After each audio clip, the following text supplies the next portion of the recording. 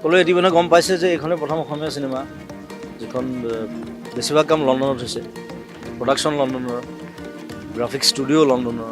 তো অসমত আহি আছে এখন বিগ বাজেট অসমীয়া চিনেমা, যিখন চিনেমাৰ নিৰ্মাতা আৰু অভিনেতা জুবিন গাৰ্গ, সকলোৱে পৰিচিত, সকলোৱে চিনাকি, সকলোৱে মৰমৰ জুবিন গাৰ্গৰ চিনেমা আহি আছে চিকাৰ, যাৰ বাজেট 3 কোটিৰ ওপৰত হ'ব বুলি কৈ আছে।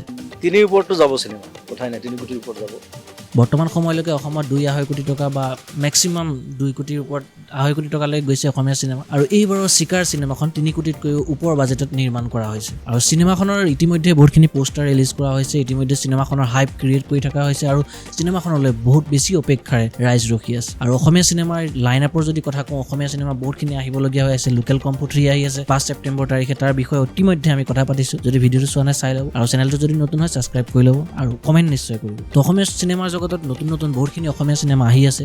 প্ৰথমতে লোকেল কম্ফু, তাৰপিছত আহি আছে চিকাৰ, আৰু এখন চিনেমা আহি আছে জয় হনুমান বুলি হিমাংশু প্ৰসাদ দাৰ। তো বহুতখিনি অসমীয়া চিনেমা আহি আছে, কিন্তু মষ্ট হাইপ চিনেমা বুলি ক'বলৈ গ'লে জুবিন গাৰ্গৰ চিনেমা। আৰু জুবিন দায়ে অসমীয়া চিনেমাৰ জগতলৈ এটা নতুন ধাৰাৰ আৰম্ভণি কৰিছিল, য'ত তেওঁ মিছন চাইনা আৰু কাঞ্চনজংঘা নাম সকলোৱে পৰিচিত হয়, সকলোৱে চিনি পায়, সকলোৱে চাইছিলে সেইখন চিনেমা। আৰু অসমীয়া চিনেমা জগতত বিগ বাজেট আৰু ব্লকবাষ্টাৰ চিনেমা হিচাপে চিনেমা দুখনে নিজৰ নাম কৰিবলৈ সক্ষম হৈছিল। তো তাৰ পিছতে আহিছিলে বহুতখিনি অসমীয়া চিনেমা, যিখিনি বহুত সফল হ'ল, কিছুমান সফল নহ'ল। তাৰপিছত আহিলে ৰত্নাকৰ, ৰঘুপতি, ডক্টৰ বেজবৰুৱা, এতিয়া বিদুৰ ভাই চলি আছে খুব বেছি ব্লকবাষ্টাৰ চিনেমা।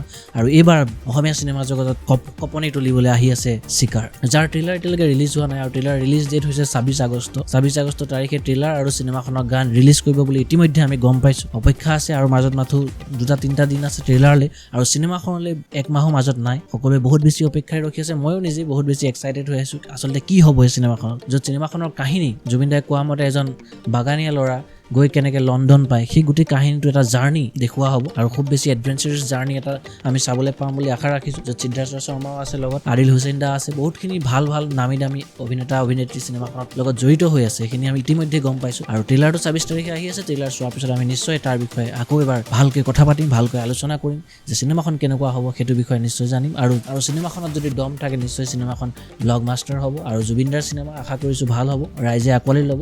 বাকী ট্ৰেইলাৰটো চালে আমি সবিশেষ গম পাম কেনেকুৱা হ'ব চিনেমাখন, সেইটো বিষয়ে আমি আকৌ কথা পাতিম। তো অসমীয়া চিনেমা জগতৰ লগত জড়িত নতুন ভিডিঅ'বোৰ পাই থাকিবলৈ চেনেলটো ছাবস্ক্ৰাইব কৰক। আজি ভিডিঅ'টো ইমানতে সমাপ্ত কৰিছোঁ। লগ পাম এটা নতুন ভিডিঅ', তেতিয়ালৈকে চাই থাকক চেটাৰডে নাইট। বাই।